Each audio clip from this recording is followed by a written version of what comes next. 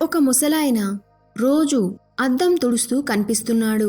ఇది గమనించిన ఒక యువకుడు, తాతయ్య, ఈ అద్దంలో ఏం కనిపిస్తుంది అని అడిగాడు.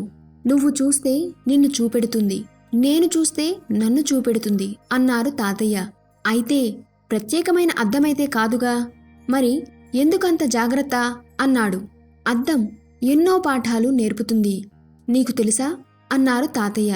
అవునా, ఏంటో అవి చెప్పండి అని ఆతృతగా అడిగాడు ఆ యువకుడు. నువ్వు అద్దంలోకి చూడగానే నీ ముఖం పైన ఉన్న మరకను ఎంత ఉంటే అంతే చూపెడుతుందిగా అన్నారు. అవును అన్నాడు ఆ యువకుడు.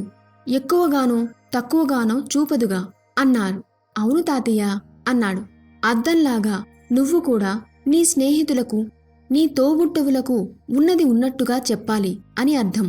తప్పైతే తప్పని, ఒప్పైతే ఒప్పని, అంతేగాని ఎక్కువగా ఇంకేదో ఊహించి చెప్పకూడదు అన్నారు.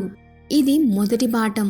అద్దం ముందు నువ్వు నిల్చుంటే నిన్ను చూపెడుతుంది, నువ్వు లేకపోతే నిన్ను చూపెట్టదు. అలాగే ఎవరి గురించైనా మాట్లాడాలి అంటే వారి ముందే మాట్లాడాలి, వారి వెనుక మాట్లాడకూడదు అని అర్థం.